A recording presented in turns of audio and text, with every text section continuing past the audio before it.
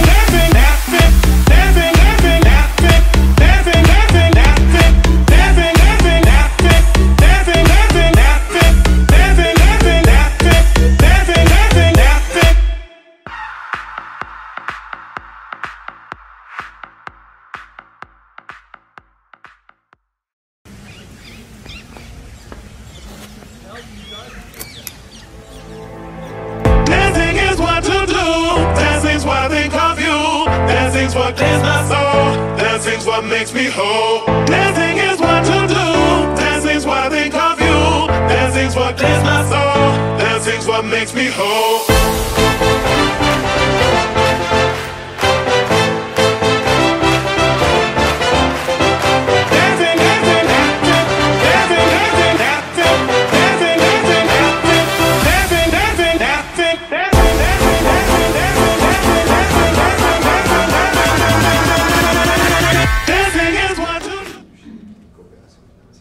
Sébastien Deschaines, administrateur local pour une coopération financière et doyen de la faculté d'administration. Bonjour, Lucie Toussaint, de l'ordre de marketing chez Assomption Oui et chargée de cours marketing ici.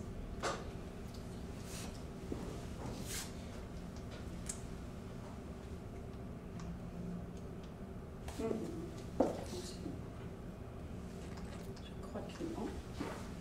Est-ce qu'il fonctionnait le sens d'avant? Non, pas ça.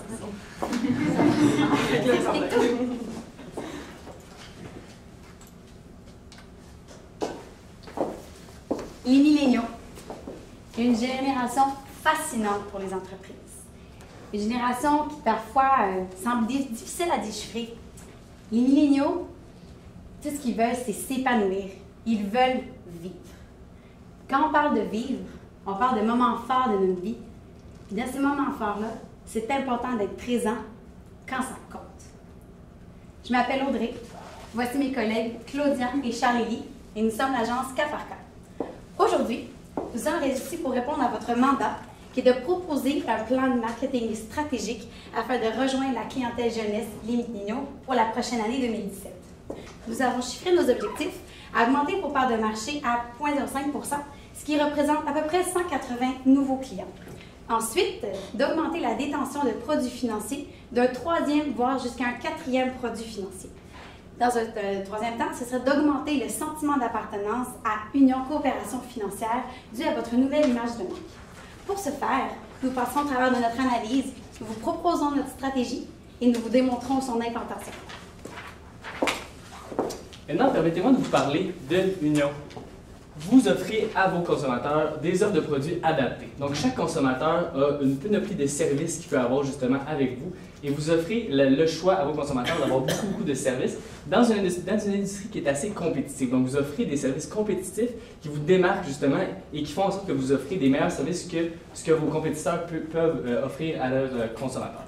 De l'autre côté, vous avez effectué un changement de nom dû justement à l'association dans la coopérative récemment. Donc, il y a un petit manque de notoriété ici justement qui est à gagner du fait que les consommateurs étaient attachés à vos marques, étaient attachés justement aux banques, aux caisses auxquelles ils allaient avant. Donc maintenant, il y a la coopérative qui a été créée, il y a un petit manque de notoriété ici à aller chercher pour faire en sorte que vos consommateurs connaissent la marque et justement désirent faire confiance à la marque pour le long terme.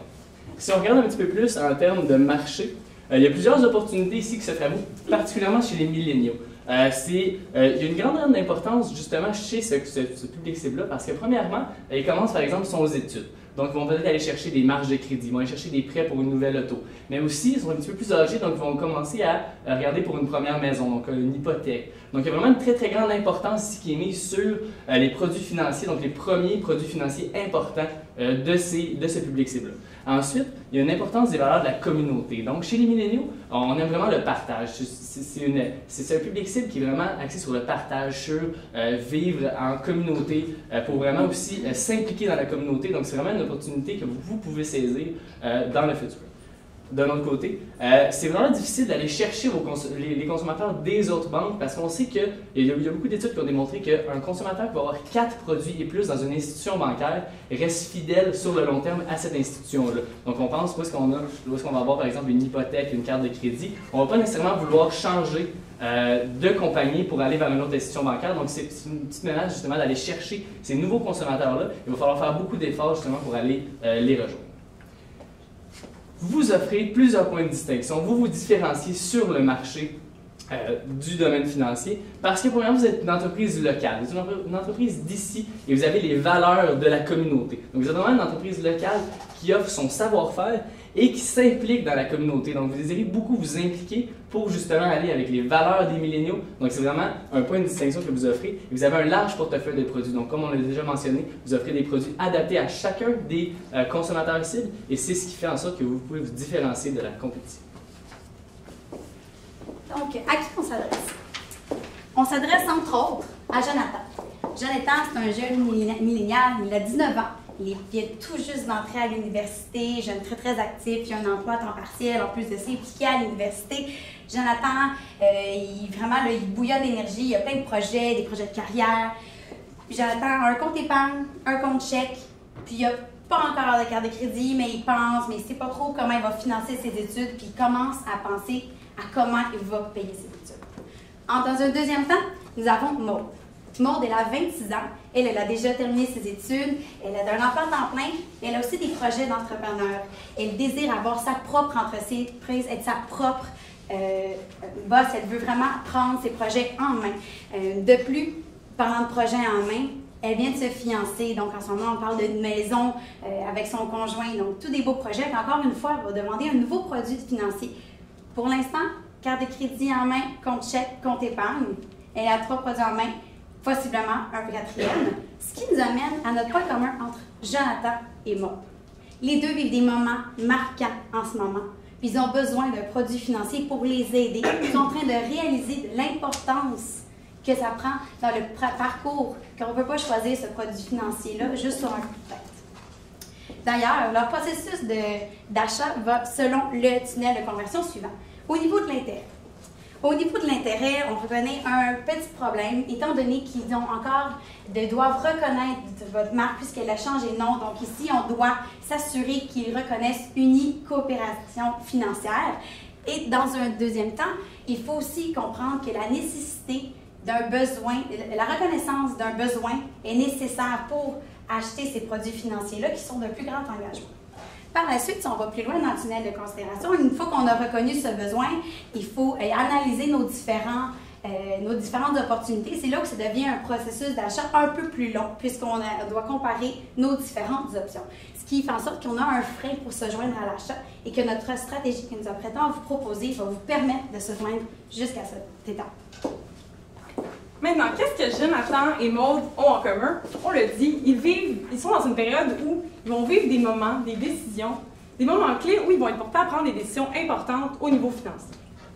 Ça peut être un prêt pour aller à l'université, ça peut être une marge pour voyager ou encore une fois financer ses études, ou pour notre Maude qui vient tout juste de se fiancer, une hypothèque très bientôt.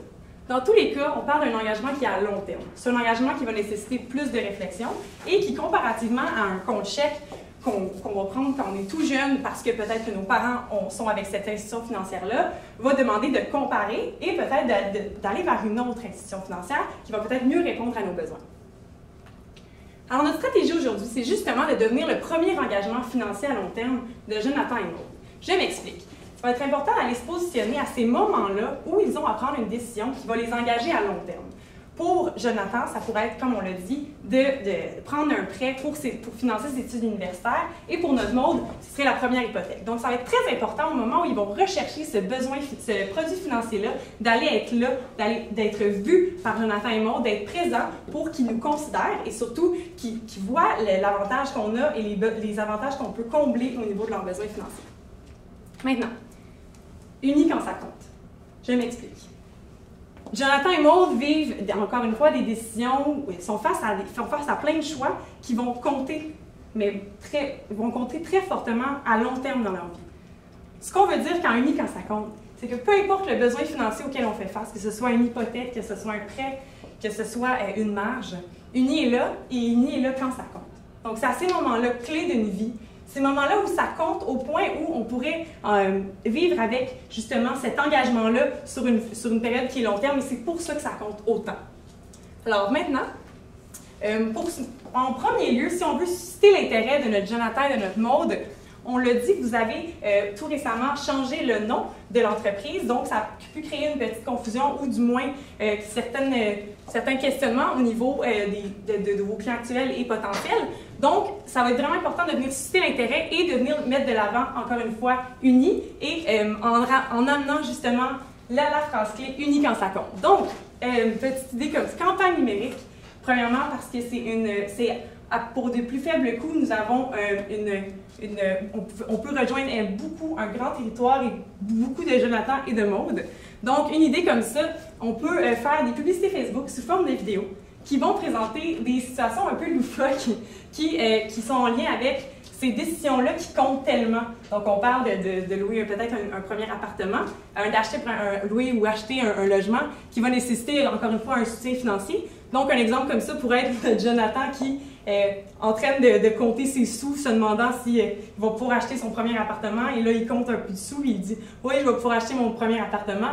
Là, on comprend qu'il ne comprend pas vraiment la réalité à laquelle il fait face, qu'il a besoin de soutien, qu'il a besoin de conseils. Donc, c'est un peu dans ce lien-là qu'on va, toujours à saveur humoristique parce que c'est ça qui va venir attirer notre Maud et notre Jonathan.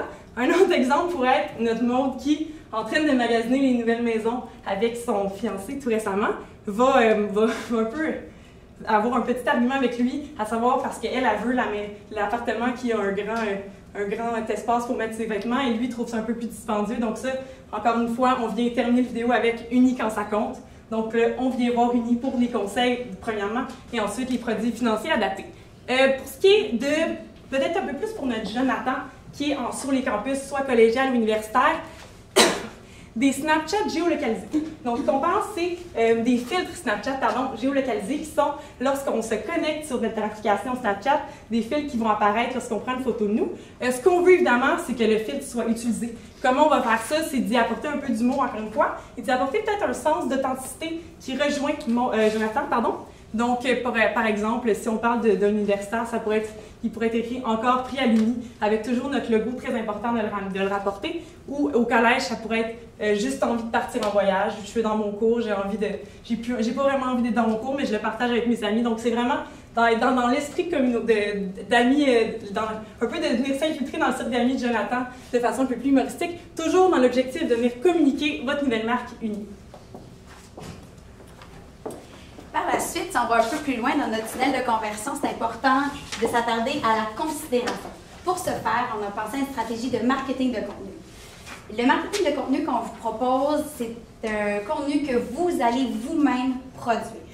Ce contenu-là, il va être en lien avec tous ces moments-clés-là, parce qu'on sait que les milléniaux sont présents sur Internet, puis quand ils ont une question, c'est un de leurs premiers réflexes après avoir demandé à leur meilleur ami. Donc, en allant sur Internet, quand on va avoir des questions par rapport à un emploi, par rapport à une maison, par rapport à un appartement ou même un voyage, en tapant tous ces mots-clés-là, l'idée, ça va être que vos articles ressortent, puis que vos articles mettent de l'avant de l'aide, comme quoi vous êtes là pour eux, puis que vous avez les outils pour les aider. Donc, pour retrouver ces articles-là, ça va être entre autres par du marketing de recherche, donc du Search Engine Marketing avec des mots-clés en lien avec ces événements marquants. Par la suite, on va utiliser les médias sociaux avec une publicité commanditée sur Facebook. On va pouvoir cibler selon les intérêts des milléniaux par rapport maison ou que ce soit à l'université, puis pouvoir promouvoir vos articles. Et dans un troisième temps, on va avoir la publicité web, donc du retargeting, quand les gens vont faire justement des recherches sur autres sites que vos articles. Vous allez pouvoir rediriger sur votre site où se retrouvera le contenu. Donc, la façon où on l'a imaginé, où ces articles se retrouveraient, ce serait sur votre site même, donc un onglet supplémentaire qui viendrait un peu comme le blog de votre entreprise, où on pourra avoir accès à toute cette bibliothèque-là d'articles. Le beau côté du marketing de contenu, c'est que c'est plutôt que de pousser la promotion, on va aussi la rechercher. Donc, une fois que les milléniaux vont avoir lu vos articles, ils vont y retourner parce qu'on va retrouver du contenu pertinent qui va avoir été utile pour eux pour certaines étapes d'une vie, que ce soit pour un CV gagnant ou bien pour un voyage à petit prix parce qu'ils viennent de compléter leurs études. Donc, c'est la beauté du marketing de contenu. Puis, pour aller chercher les milléniaux quand ça coûte. Donc, on sait que les milléniaux aiment vraiment la communauté, ils aiment s'impliquer, ils aiment vraiment beaucoup, justement, le partage. Donc, on sait que c'est une valeur qui est extrêmement importante chez ce public cible-là. Et on vient vous poser une autre idée qui va aller vraiment dans cette optique-là. Une idée de la force du nombre. Ça vient de où cette idée-là? C'est vraiment, on veut créer une plateforme de partage. Vraiment où est-ce que les entrepreneurs et tout le monde va pouvoir aller présenter un projet qui lui tient à cœur, un projet soit communautaire ou entrepreneurial. Donc, on croit que vraiment que les milléniaux veulent s'impliquer dans la société, veulent faire en sorte que les gens réussissent dans la société et les gens, justement, s'entraident pour devenir unis et faire ressortir le meilleur de tous et chacun. Donc, pour des projets communautaires et entrepreneuriaux, excusez-moi, dans justement la communauté, et il va y avoir par exemple un filtre de l'entreprise, parce qu'on ne veut pas nécessairement des projets qui ne vous représentent pas. Donc vraiment, les gens vont soumettre les projets, vous allez pouvoir accepter certains projets dans les projets soumis, et vraiment, les gens vont pouvoir ensuite faire une interaction. Donc, il va pouvoir avoir des dons, soit en matériel, en argent, en temps, vraiment en implication. Par exemple, si vous avez un petit peu d'argent, vous allez pouvoir les aider financièrement. Mais si vous avez du temps à donner, ne serait-ce qu'une heure, les gens vont pouvoir aller aider directement le projet. Ou par exemple, les entreprises, si on parle des épiceries ou les magasins, par exemple, de fourniture, vont pouvoir fournir en don au projet qui leur tient à cœur, justement pour la communauté. Donc vraiment, on vient s'appuyer sur les valeurs que les milléniaux adorent, sur le partage, sur justement le fait que la société peut grandir du partage et de la collectivité par cette application. Et finalement, il va y avoir une remise, une contribution.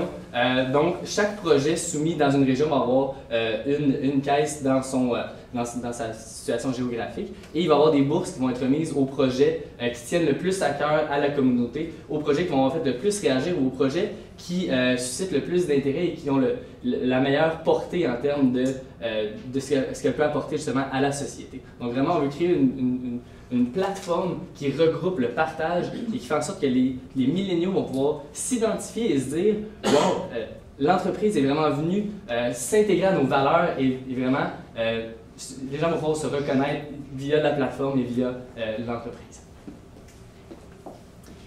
De grandes idées. Maintenant, comment on va les implanter? Tout d'abord, voici les chantiers qu'on vous propose. Dans toute la première partie, il va y avoir suscité l'intérêt des milléniaux. Donc, on parle de Facebook et Snapchat. Donc, on parle d'un 3 mois, février-avril, vous laissant janvier pour faire les publicités. Par la suite, on entre dans toute notre stratégie de marketing de contenu. Donc, à ce moment-ci, on se prend un peu plus de temps pour justement rédiger les articles, trouver les gens qui voudront les rédiger pour vous, pour être capable de les lancer à compter du mois de mai. On a planifié en lancer environ 18 pour la période des 8 mois qui vont suivre. Ensuite, donc, la stratégie marketing de recherche qui sera faite un peu en amont pour être certain qu'on puisse rediriger vers le site dès le début avec votre nouveau nom, bien entendu. Par la suite aussi, on va lancer les médias sociaux avec la publicité web, avec le contenu que vous aurez produit. Et en dernier lieu, donc, nous avons tout ce qui s'appelle le sociofinancement. Donc, on vous laisse plusieurs mois pour vraiment la travailler, rechercher un consultant TI puis choisir le bon module pour finalement la lancer au mois de juillet. Et à partir de août, vous allez pouvoir verser vos premières contributions au projet qui vous auront apparu à vos yeux les meilleurs choix. Et bien entendu, si on veut s'assurer que les gens visitent votre plateforme de sociofinancement, il va falloir en faire la promotion, donc ce qui sera fait en amont, puis au début du lancement. Donc, budgétairement, vous avez un 50 000 investi dans tout ce qui est numérique, dont la campagne au tout début pour parler de votre nouvelle image. On a un 54 000 investi dans le contenu, donc principalement dans l'investissement dans les articles, puisqu'on va s'assurer d'un contenu pertinent et de qualité. Pour ensuite se diriger vers le sociofinancement, c'est là que la plus grande partie de votre budget va être investie, mais nous pensons que c'est une façon de rejoindre les milléniaux qui, justement, ont la fibre entrepreneuriale, qui veulent s'épanouir, puis comme je l'ai dit un peu plus tôt, qui désirent vivre. Vous allez pouvoir les accompagner dans tous leurs projets, ce qui vous amène à une somme totale de 200 000 $ tel que demandé. Alors finalement, comment est-ce qu'on va mesurer toutes ces tactiques-là, donc ces 3 tactiques-là, pour justement répondre à une stratégie? Tout d'abord, on va faire un test post-campagne, donc de voir est-ce que justement la campagne Unis quand ça compte a permis de vraiment venir ancrer dans la tête des clients et de la population la nouvelle image, donc Unis. Donc ça va se faire via la reconnaissance spontanée assistée. Ensuite, on a le nombre de vues sur le site. Dans les vidéos qu'on va publier vont rediriger vers le site web, donc c'est de voir est-ce que les gens ont cliqué, est-ce que les gens sont allés visiter votre site. Consultation des articles, on parle ici de tout ce qui est le contenu qu'on va avoir créé, donc les astuces, les conseils par rapport aux événements, les moments clés de vie. Nombre de projets soumis, on parle de la plateforme Unidée, donc est-ce que les gens ont soumis des projets et est-ce que ça a créé une interaction, est-ce qu'il faut optimiser peut-être la campagne pour attirer un peu plus de projets sur la plateforme et finalement, le plus important, augmentation des parts de marché via les différentes tactiques.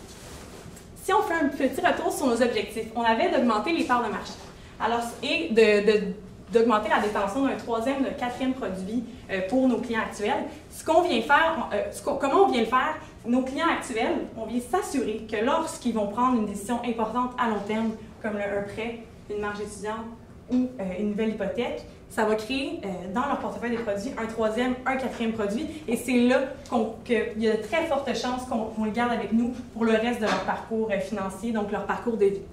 Ça, on va le faire via toute la promotion qu'on va faire avec Unis quand ça compte, mais aussi avec le contenu qu'on vient faire pour les accompagner lorsqu'ils recherchent des conseils, des astuces et des produits financiers par rapport à ces nouveaux changements-là qu'ils ont dans leur vie. Finalement, augmenter le sentiment d'appartenance envers votre nouveau nom, votre nouvelle marque. On le fait avec, oui, Unis quand ça compte et les situations un peu loufoques du quotidien, mais surtout via votre plateforme Unidée qui vient incarner vos valeurs, votre raison d'être, en permettant aux gens de soumettre des projets innovateurs, des projets communautaires et entrepreneuriales, mais surtout permettre l'interaction, permettre aux gens de voir que dans leur communauté, il y a des projets qui se créent, il y a des gens qui sont entrepreneurs, il y a des gens qui veulent créer peut-être des tout petits projets ou des grands projets, et surtout pouvoir les aider, peut-être par des moyens financiers, mais peut-être tout simplement en donnant un peu de leur temps ou un peu de leurs ressources qu'ils ont à portée de main. La génération Y, les milléniaux, une génération fascinante, qui désire vivre. C'est pour ça que vous devez vivre avec eux, puis être unis comme ça compte. Nous sommes l'agence cas par cas. Nous sommes maintenant ouverts à vos questions.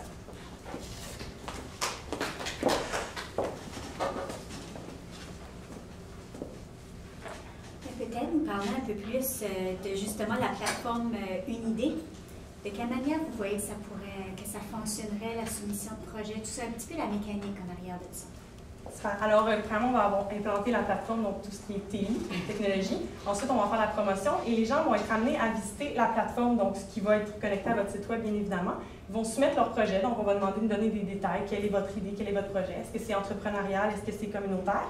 Et ensuite, de peut-être indiquer le montant qui pense être nécessaire pour accomplir ce projet-là. Ensuite, nous, vous, en fait, Unis, vous allez regarder les projets, faire un filtre pour être, comme on l'a dit, assurer qu'il n'y a pas de projets qui ne sont pas en lien avec vos valeurs. Et ces projets-là qui vont être acceptés vont être affichés sur la plateforme. À ce moment-là, les gens qui vont consulter la plateforme peuvent aller cliquer sur « Bonne idée » pour supporter l'entrepreneur ou donner un peu, ou indiquer « Je veux donner de mon temps, je veux donner de mon argent » ou « Je veux donner de mes ressources ». Donc, ça peut être, il y aurait en fait, on pourrait s'inscrire en tant que particulier ou en tant qu'entreprise. Donc, l'entreprise pourrait, comme une quincaillerie, pourrait donner de ses ressources ou de sa nourriture et un particulier pourrait donner de son temps. Merci. Comment vous allez emporter le consommateur à cette plateforme-là, justement, pour faire le vote et les contributions? Un peu de la même façon, c'est sûr qu'on veut poncer principalement les médias sociaux, puisqu'on sait que la cible est très active avec la technologie. Donc, c'est sûr qu'il y a cet aspect-là avec la promotion tout d'abord. Donc, pour piquer la curiosité au tout début, on peut aussi utiliser tous vos clients actuels, le mettre de l'avant, autant vos clients entreprises que vos clients particuliers. Vraiment de faire mousser de cette façon-là. Les gens, bien entendu, vont être invités à partager le lien de leur page sur votre site pour que les gens soient incités à cliquer bonne idée et vouloir investir de leur temps ou de leur argent. Pourquoi votre cible d'augmentation de part de marché est à 0,5? Je me demande pourquoi 0,5? 0,5, ça représente de votre clientèle actuelle qui est à peu près en milléniaux, se chiffrant un peu plus de 5 000. Donc, le 0,5, c'est environ 180 inscriptions, à peu près un client aux 2 jours. Puis, par le temps, ce que nos efforts portent fruit, ça pourrait donner un client par jour si sont principalement vers les 6 derniers mois de l'année.